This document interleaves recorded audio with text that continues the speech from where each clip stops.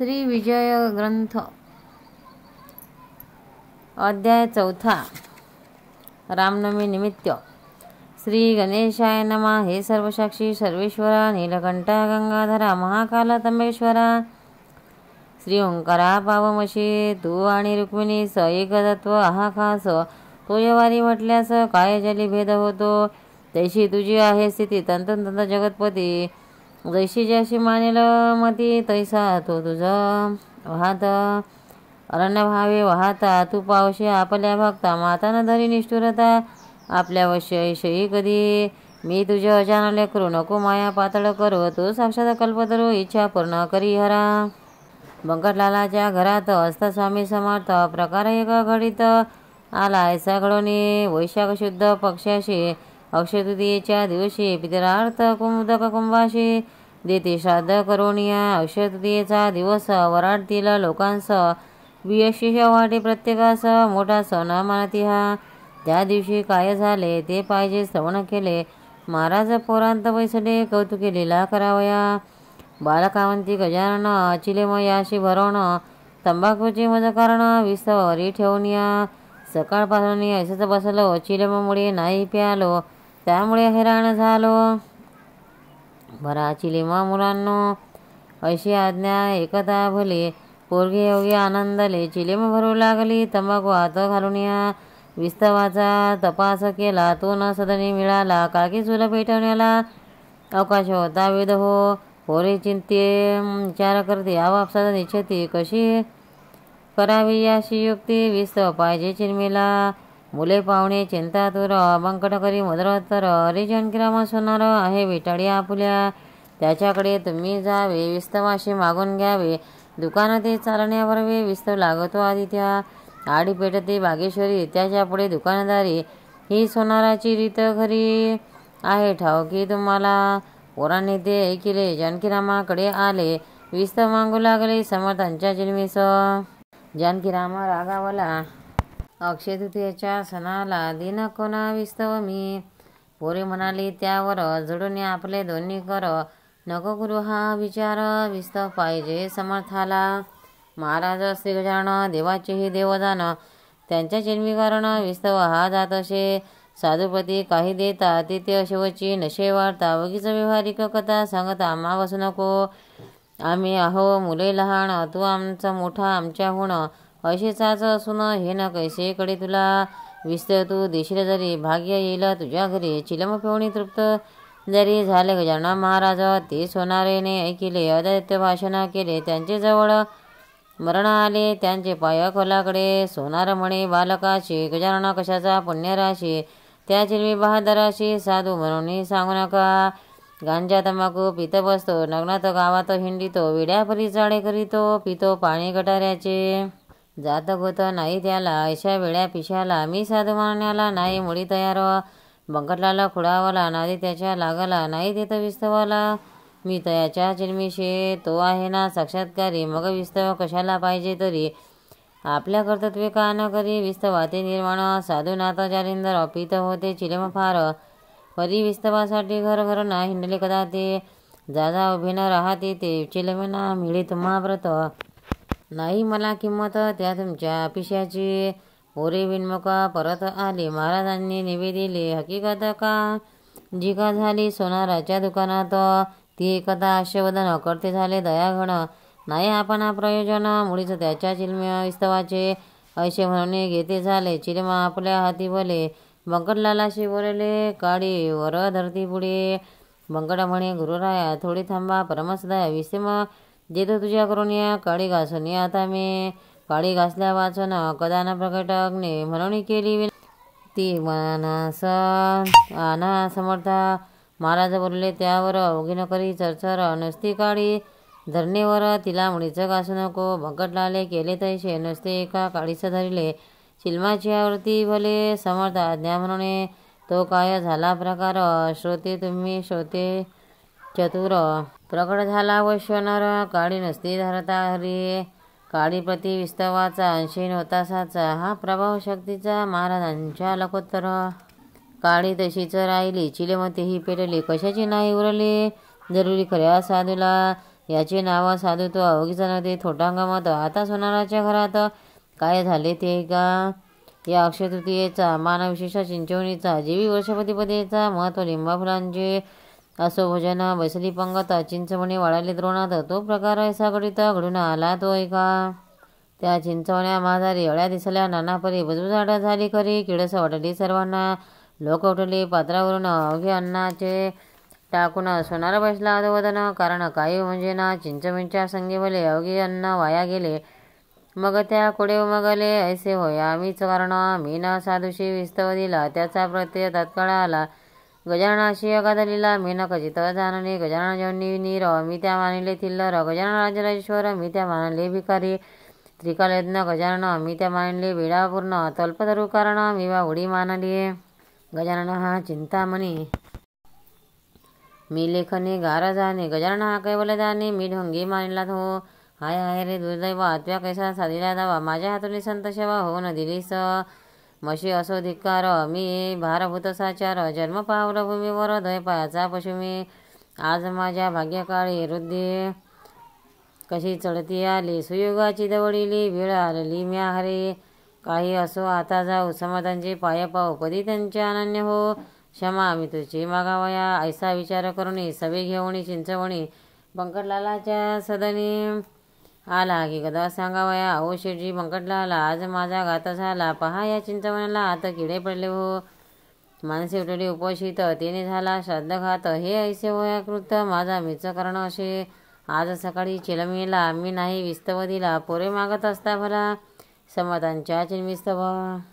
त्याचेच हे आहे फळ. चिंचवणी नाचले सकळ ते कोणी बंकटलाला बोलू लागलाय निरीती. तुम्ही न चिंचके पाहिले ते असं तिला किडलेले म्हणून हे नसते झाले तुमची चिंचवणी वाटे मला.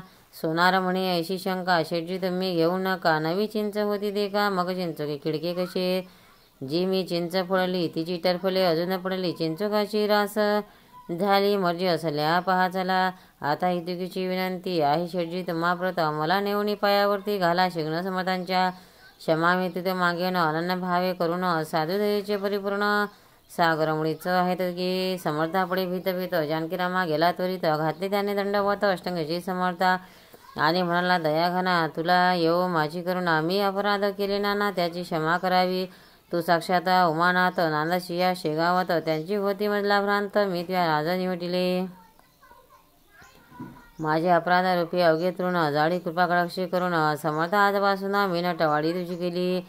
जी शिक्षा आज केली ती मीच व्रती झाली. तू अनाथाची आहेस वाली आता अंत पाहू नको. बंकटाला बोलले त्यावर खोटेनं सांगे तिळभर. तुझी चिंचवणी आहे मधुर किडे न पडले त्यामध्ये. ते करता अवध्यांनी पाहिले त्या चिंचवणी. पहिला प्रकार मावळून गेला होता तेव्हा अवध्या प्रति आश्चर्य झाले. समर्थांचे महत्त्व कळले. हो हो हा म्हणता पसरले वृत्तही त्या गावामध्ये. त्याच्या तोंडी मात हीच निघू लागली सत्य. कस्त्रीचा नाही येत वास जाकया करणार ते. मुखेंचंदू नावाचा अग्रस्त एक शिगावाचा निशिम भक्त समर्थांचा त्याची कृपा. हे काही श्रोते ज्येष्ठ मासात सव्वार बसले भक्त. ती आधारे जोडून हात दृष्टी ठेवणे पायावरी. कोणी आंबे कापते कोणी फोडी हातात देते. कोणी पंख्याने घाले ती वारा समर्थाकारणे. कोणी वाटती खडीसाखर कोणी गळ्यात घालती हार. कोणी चंदन थंडगार लावते अंगी साधूच्या. तई महाराजा म्हणाले चंदूला हे आंबे नको तर मला. दोन कानवळे उतरलीला आहेत तुझ्या हे आनजा. चंदू बोले कर जोडून आता काढले कोठून. इच्छा असल्या तोडून ताज्या अंतगुराया. तई महाराजा बदले वाचे नाही कारण ताज्याचे पाहिजे तुझ्या उतरंडीचे. कानावले मज खावया जा वेळ करू नको. उगीच सबबी सांगू नको. गुरुपाशी बोलू नको खोटे वेळाची जित. त्या मुखीन चंदूपती लोक अवघे बोलती जा ये घेऊन शिग्नगती. खोटी न होय संतवानी. चंदू घराप्रती गेला कांतीचा बसू लागला. दोन कानावले उतरणीला हेच किरंबारो. ते बोलू लागला घेऊन गेला एक महिना. आता कानवले आपण या सदना मिळतील कशाचे. अक्षय तृतीयेच्या दिवशी भले कानवले न्याय केले ते ना आता राहिले संपून गेले. त्याच दिनी मर्जी असल्या नवे करीते. समर्थास्तव तोडून देते ही पामी ठेवीते. कळई नाता चुलीवर. तुम्ही थांबा क्षणभर समान अवघे तयार. नको पाहण्या बाजार कानवलाच्या साहित्याशी. चंदू बोलले त्यावर, ताजे नको तर सुंदरी, जे तू वितरून माझारी, दोन ठेवले तेच दे, समर्थांनी ऐसेच केले तेच मी तुझं निवे दिले, आठवण करून चांगले पहा काय तिदवा, ऐसे एकता पतिवचन, कांतागिरी घोटाळून करू लागली शोधन, कानवल्याच्या चिता, तरी कानवल्याचा क्रोध शोध करिता, आठवण झाली तत्वता, अवघड म्हणे थांबनाता, सत्यगिरी समर्थाचे, दोन कानवले होते उरले, ते मी उतरंडीच ठेविले, त्याचे स्मरण नाही उरले, सगळ्या महिन्यात मज लागे, त्यास महिना होऊन गेला, असेल बुरसा वरी आला, ते खाण्याचा उपयोगाला राहिले नसतील अनुमात्र. ऐसे बोलणे तात्काळ उठले, उतरंड सर्व धुंडाळिले, कानवले ते ठेविलेले, कळशी होती कापराची, आत जे जो पाहिले न्याळून, तो दृष्टी पडले तिच्या दोन, कानवले जे सुकून गेले होते थोडके, बुरसा मुळीच नाही आला, श्रुती ह्या कानवल्याला, वट संत वाणीला नाही लागला कधी जगी, कानवल्या ते पाहून उभयताचे हर्षले मन, धन्य साधू गजानन महासमर्थ सिद्धयोगी, चंदू कानवले घेऊन आला, समर्थांशी अर्पित झाला, लोक करती आश्चर्याला त्याच्या कृतीने पाहून, लोकमती गजानन खचित असती, त्रिकलज्ञ भूत भविष्य वर्तमान याशी अवधी कळाले असे, चंदूच्या त्या कानवल्याशी शेवटी झाले पुण्यराशी, रामशबरीच्या वराशी जेवी झाला बक्षिता, शेगावच्या दक्षिणेशी चिंचोली गाव परीशी, तेथील एक रहिवाशी माधव नामे विप्र होता, होय त्याचे 60 अवयव झाले शिनफार, तरुणपणी संसार हीच होते ब्रह्म त्याचे, प्रारब्धाच्या पुढारी कोण जातो भीमेवरी, ब्रह्मदेवे जी का खरी लिहिली अक्षरे तेच होय, माधवाशीन कोणी उरले, कांतापुत्र मरून गेले म्हणून विरक्त झाले मन, दयाचे संसारी जी का होती जिज वस्तू, ती योगी होती फस्त, आणि आता माझी गत होईल कैसी देवा देवा, म्या हा तुम्हीचा संसार केला, तो आता अवधानी मला, आठविले कधी नाही तुला एक क्षणही, दीनबंध आता माझा वाली कोण, दीनदयाळा तुझ वाचून, माझे हे हृदन तुझ विन, देवा कोण एके, ऐसा अनुताप धरुण पोटी, शेगावी आला शेवटी, गजाननाच्या दारवंटी, अट धरुणी बैसाला, आरंभिले उपोषण, अन्न पाण्याने त्यागून, वदनी वदी नारायण, खंडन पडे दयाला, ऐशा परी एक गेला दिवस परी नाही उठला, तरी महाराज बदलले तयाला, हे करणे उचित नसे, हीच हरीचे नामस्मरण, कान केले मागे जाण, प्राण सोडून जाता वैद्य बोलविषयी, तरुणपणी ब्रह्मचारी, म्हातारपणी कर्षिणारी, अरे वेळ गेल्यावरी नाही उपयोग साधनाचा, जे करणे ते वेळेवर करावे ते साचार, घर एकदा पेटल्यावर खूप करणे निरर्थक, ज्या कन्यापुत्रासाठी तू गेलीशी आटाडी, ते अवघे गेली शेवटी टाकून लागी, अशोताचे पोषण केले शाश्वत विसरून, त्या कर्माची तुझ्या लागून, फळे भोगणे भाग असे, ती फळे भोगल्या विना सुटका तुझी होईना, देहा टाकून हट्टीपणा, विवेक काय करी म्हणे, ते ना माधव ऐकिले, अटीसेना सोडले, यज्ञ लोकांचे वाया गेले, त्याचे भोजन घालण्याचे, शेगावचा कुलकर्णी करू लागला विनवणी, शेगावचा कुलकर्णी करू लागला विनवणी, भोजनाचा चला सदैनी अण्णा विना राहू नका, ते मागणे माधवाला नाही पटले, तसाच बसला समर्थांच्या सैन्याला, नाम घेत हरीचे, रात्र झाली 2 प्रहर, त्रमे आक्रमिले अंबर, निशीचा तो शब्द किर होऊ लागला वरचेवरी, आसपास कोणी नाही, ऐसे पाहुणे केले काही, कौतुक दिलवलाई, स्वामी गजाननाने रूप धरले भयंकर, दुसरा यमाजी भास्कर, आपसरुणी माधवावर धावणे आले भक्षावया, तिने माधव पळाला घेऊन आपला जीव भला, धडकी भरली चित्ताला, छाती उडी धडधड,